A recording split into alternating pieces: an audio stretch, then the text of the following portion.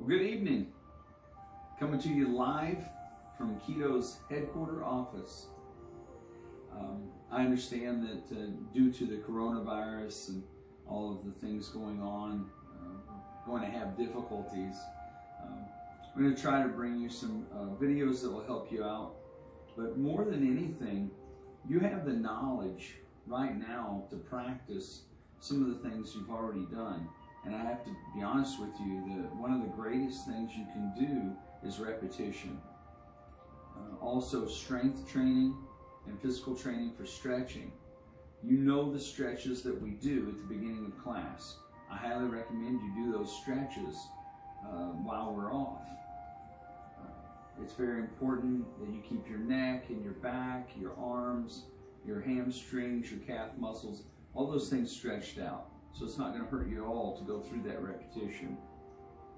Also, another thing we do is planks, push-ups. Those are fantastic things to continue to do. Those of you who understand how to roll, most who I'm talking to are blue belts and a couple of brown belts. So you understand rolling. There's no reason why you cannot roll slowly, even on a hard surface. I highly recommend doing that, because what it will do is train you more to feel if you're doing something that obviously is less than comfortable while you're rolling. Then that means you need to think about the process of rolling a little more, so that you can learn to do that, whereas you could do it on a harder surface, even a wooden floor, and not be painful to do the roll. It may not be comfortable, but not painful. So rolling is not something that's out just because you don't have a padded floor. Just go slow, take it easy, find those fine points. That's what martial arts is large in part. That's what it's about, is constantly whittling away at your technique to make it better and better. And I mean, that's the goal of any martial artist, quite honestly. Then there's your forms. The most important thing. This is going to be your knowledge. This is what's going to keep you sharp. Going over your forms, not just your present form, but also white, yellow, green, blue. Don't forget those. There's a wealth of knowledge in white, yellow, green. Quite honestly, moving into first degree black belt, you're going to see white, yellow, and green again if you're able to continue, or you choose to continue with us. Those will be things that you're going to see that's going to really open up your mind later. So invest in the technique. Buy into your techniques. Slow it down. Really think about what you're doing. Just like when we talk about yellow belt, in the way that one hand is coming up, that I'm moving with the person. As I'm retracting, the other hand is coming underneath, continuing the motion as I'm turning, and continuing to flow with that person's attack coming at me and passing me. Just like with green, as I flow with the person and cross under, coming back down.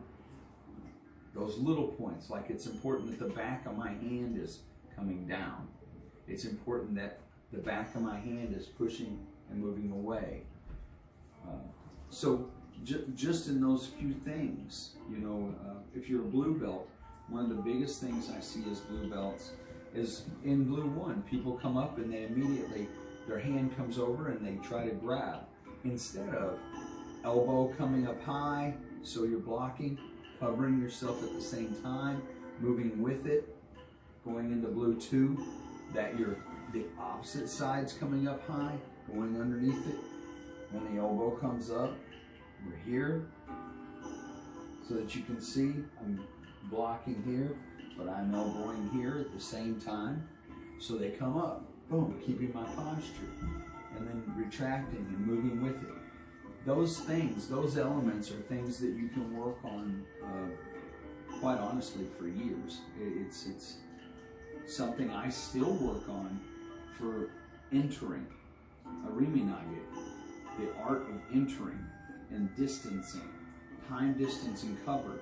These are things that combat soldiers would tell you that you can never refine enough.